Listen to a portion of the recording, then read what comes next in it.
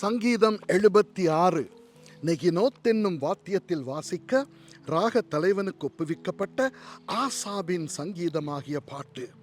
யூதாவில் தேவன் அறியப்பட்டவர், இஸ்ரவேலில் அவருடைய நாமம் பெரியது.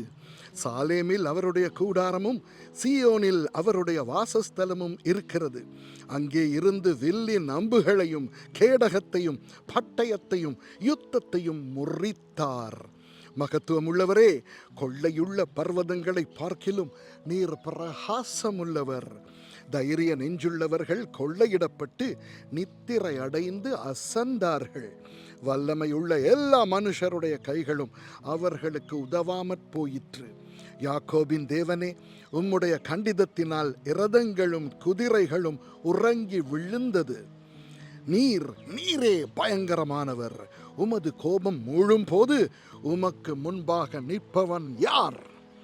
நியாயம் விசாரிக்கவும் பூமியில் சிறுமைப்பட்டவர்கள் யாவரையும் இரட்சிக்கவும் தேவரீர் எழுந்தருளின போது வானத்தில் இருந்து நியாய தீர்ப்பு கேட்க பண்ணினீர்.